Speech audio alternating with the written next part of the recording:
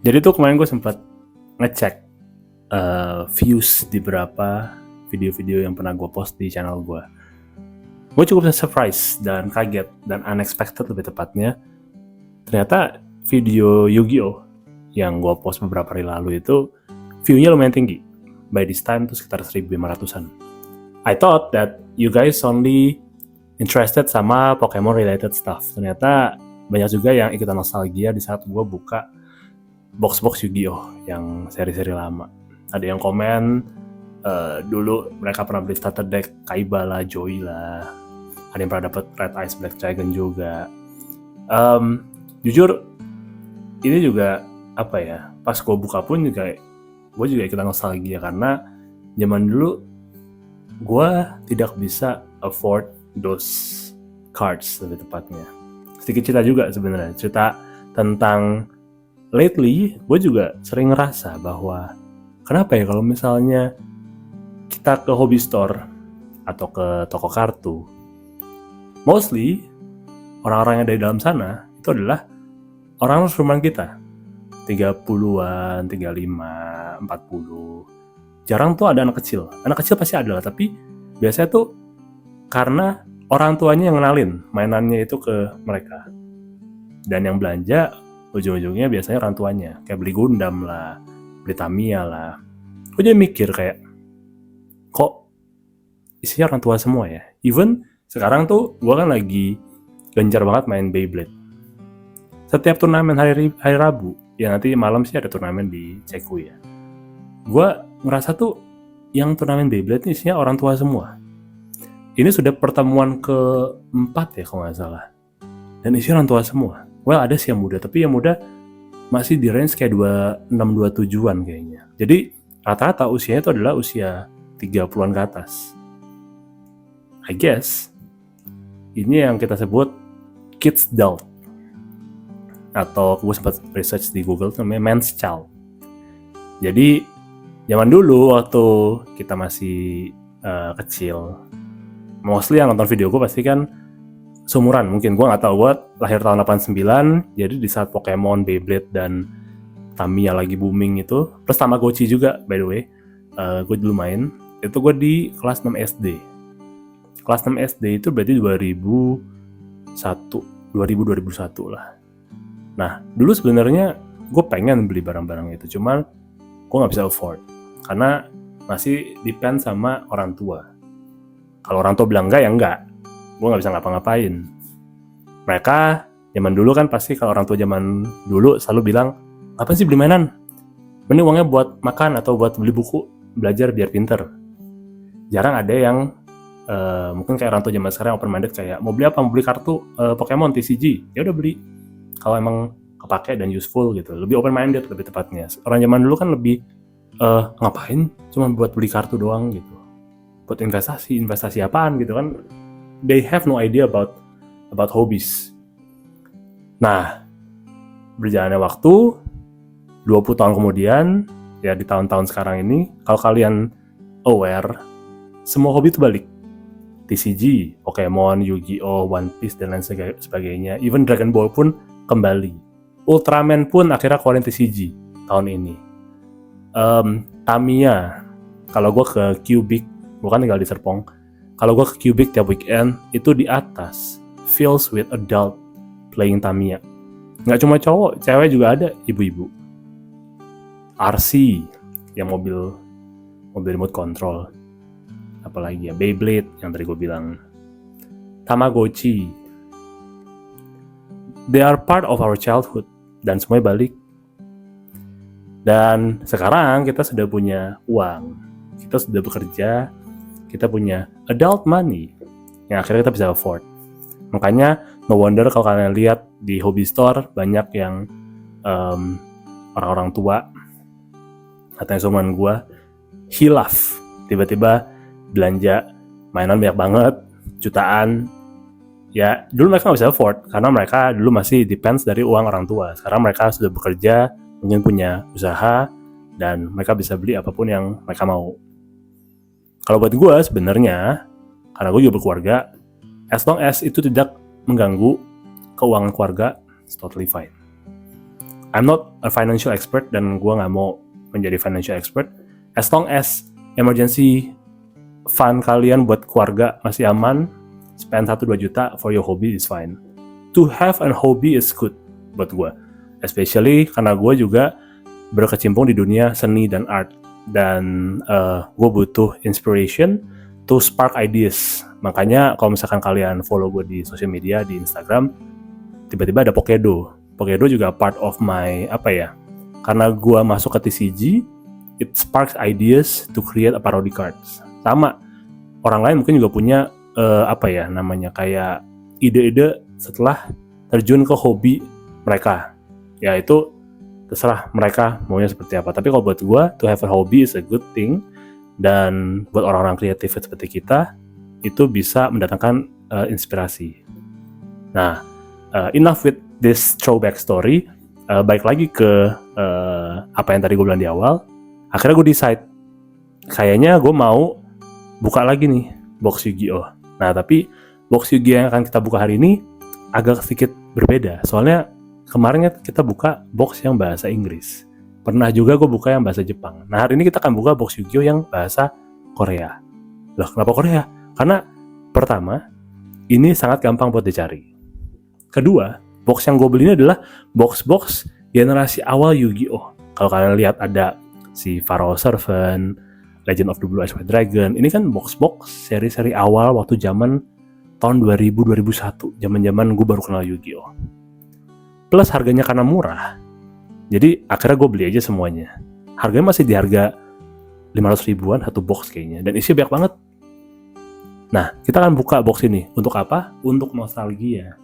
Mengingatkan masa-masa dulu gue cuma bisa beli satu booster. Sekarang gue bisa beli satu box. Nah, untuk kartunya sendiri, Yu-Gi-Oh Korea, ini sebenarnya nggak ada value-nya. Kenapa nggak ada value-nya? Gue sempat research. Kenapa box Yu-Gi-Oh Korea itu sangat gampang dicari dan harganya murah. Ternyata box ini, box Yu-Gi-Oh, to be specific, mereka mass production. Jadi kartunya itu nggak ada limitednya, semuanya diproduksi terus secara massal. Makanya populasi banyak. Kedua, demand-nya sedikit di luar Korea. Box Yu-Gi-Oh atau kartu Yu-Gi-Oh Korea hanya dipakai sama player di negara Korea aja. Jadi buat orang luar Korea yang nggak ngerti bahasanya, nggak ada yang nyari. Tapi buat gue, I don't really care. Gue beli ini buat nostalgia. Kedua, biar binder gue cakep. Karena kualitas holonya sama, mirip-mirip lah.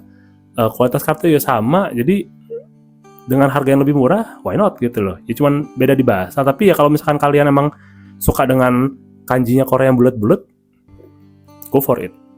Jadi hari ini kita akan buka satu box. Kita ada 3 box sebenarnya di depan gue. Tapi kita akan buka satu box dulu yang Legend of the Blue Eyes White Dragon. I hope kita bisa dapat si Blue Eyes White Dragon-nya. Tanpa berlama-lama lagi, langsung aja kita buka. Satu box Yu-Gi-Oh yang bahasa Korea ini. Let's go. Oke, so ini adalah box Yu-Gi-Oh yang akan kita buka pada hari ini. Yang seri Legend of the Blue Eyes White Dragon. Kenapa gue buka ini? Karena gue pengen tahu apakah kita bisa dapetin si Blue Eyes White Dragon-nya. Atau mungkin Exodia. Gue gak tahu sih, tapi well, you know, opening this box is part of my nostalgia. Jadi any card, it's fine I guess. Jadi boxnya itu isinya banyak banget. Ini berapa ya? Ih gila, banyak banget isinya. Ada 2, 3, 4, 5, 6, 7, 8, 9, 10, 11, 12, 13, 14, 15, 16, 17, 18, 19, 20, 21, 22, 23, 24, 25, 26, 40 ya? Kayaknya kita ada 40. Wow, banyak sekali.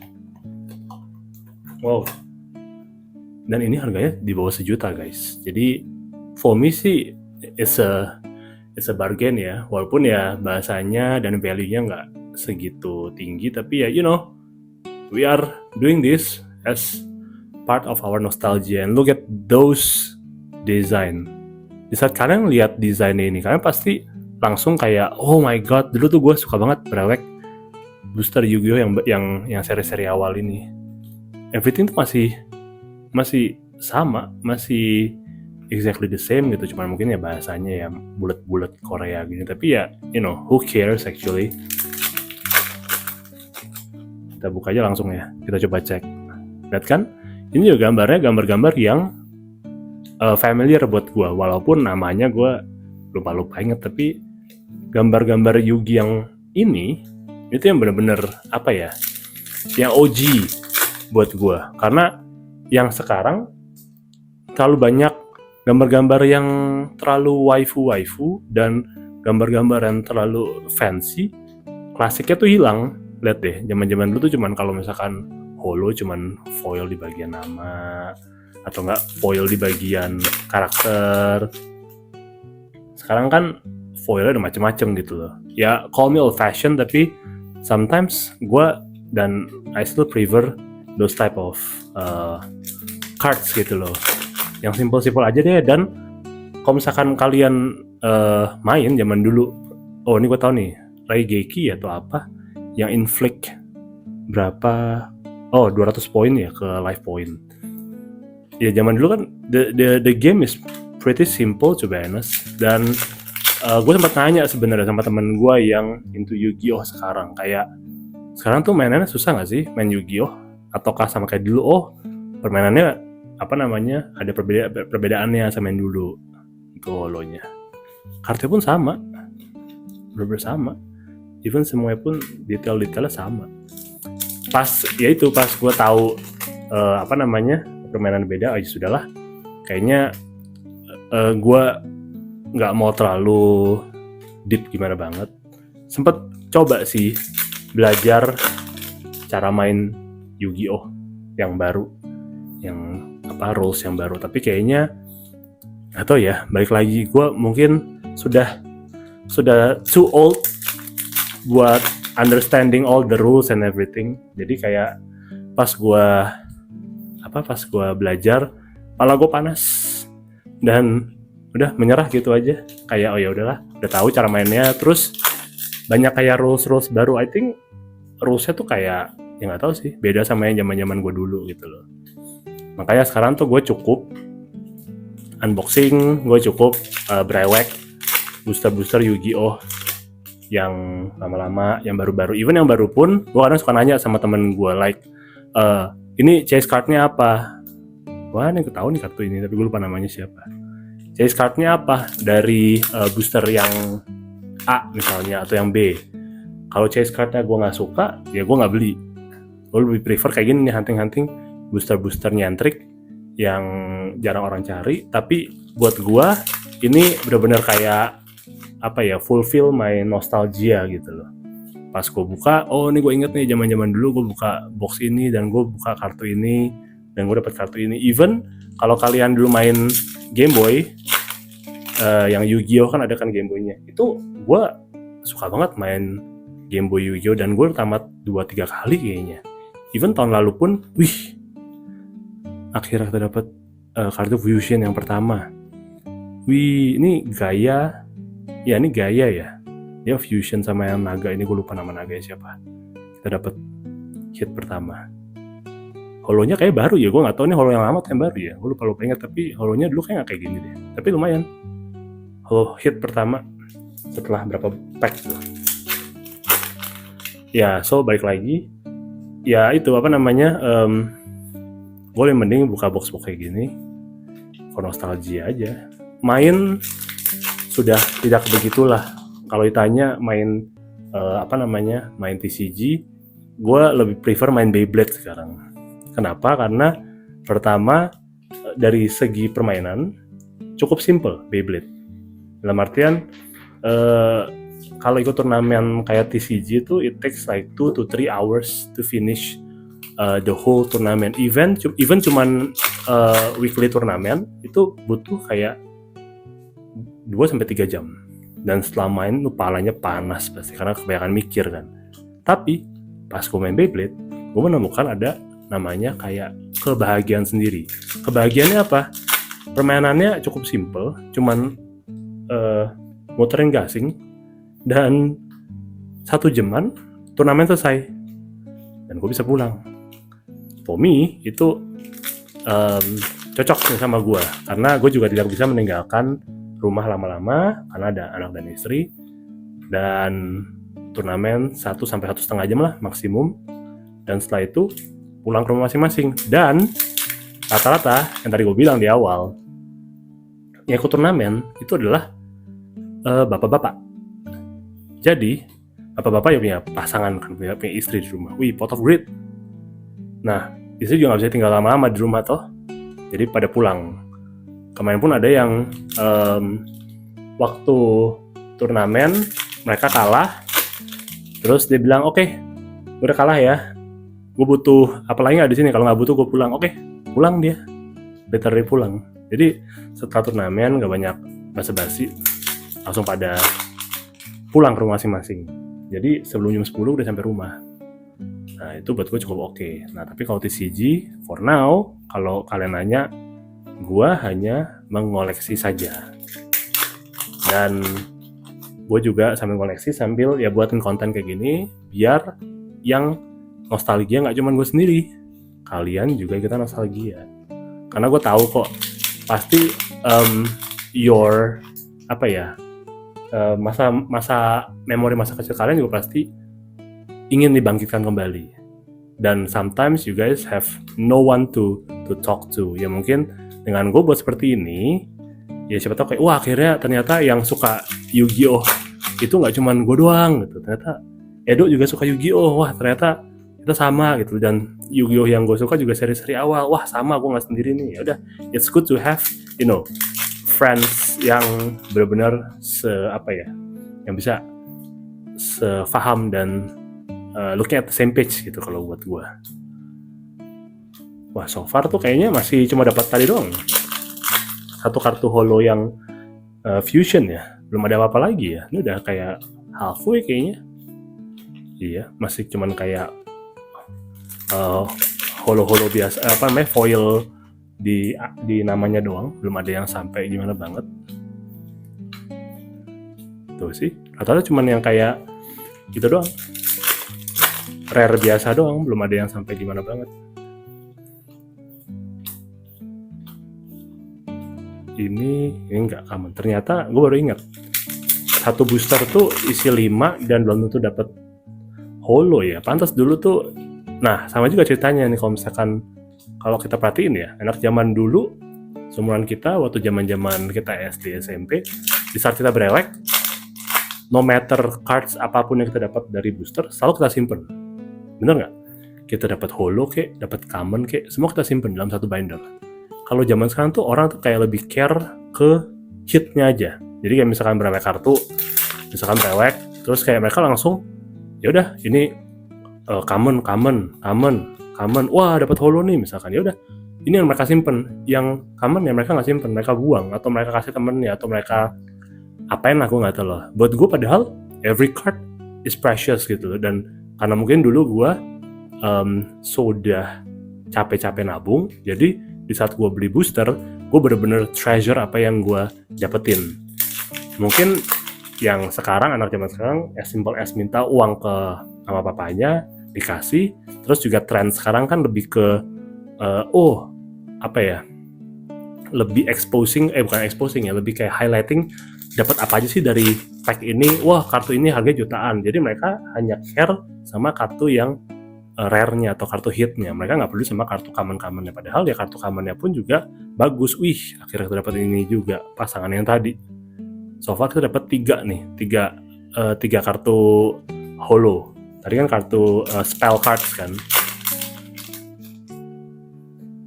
Next-nya apakah masih bisa mendapatkan yang lain lagi? Wah, gaya The Fierce Knight. Ini yang masih dapat holo ya. Ini holo yang rare nih. Wah, komplit udah bisa diffusion tadi 2 kartu itu. Sisa berapa ya? Sisa 6 pack. Sisa 6 pack dapat apa aja nih? Apakah masih ada yang wangi atau enggak ya? Wih, mantap. Ini one of my favorite card, tapi sayangnya gue lupa namanya siapa ya. Coba dong dibantu guys. Namanya siapa ya? Gue lupa loh. Tapi ini gue suka juga. Nextnya lagi Final 5 booster.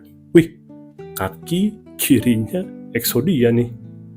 Kita dapat kaki kirinya. Wah, ternyata tuh hitnya tuh di belakang-belakang menuju akhir itu ada hitnya. Coba langsung aja belakang. Oh enggak. Oh belum.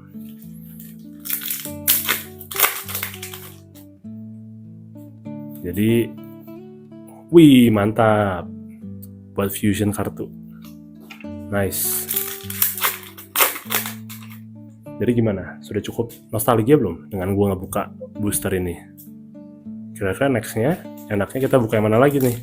Soalnya box Yu-Gi-Oh-nya gue masih ada 2. Well, masih ada banyak sih. Cuman kita fokusin ke yang box generasi-generasi awal dulu. That's all.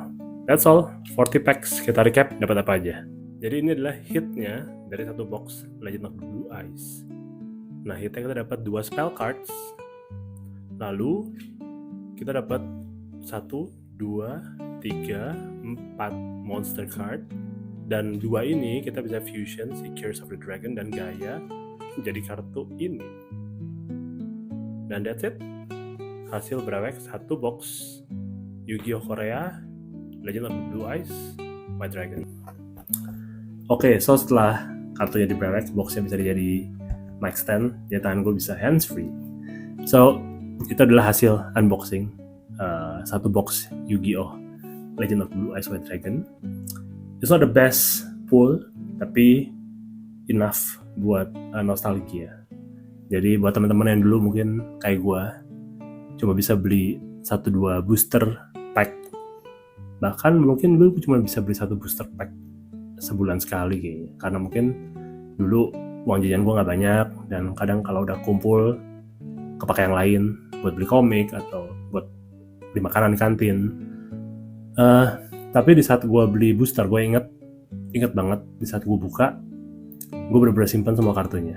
Kalau kalian lihat di binder gue yang kemarin gue kasih lihat kalian, semua kartu masih di situ. Common, holo, semua kartu yang gue dapet jadiin satu. Gue treasure every single card yang gue dapet.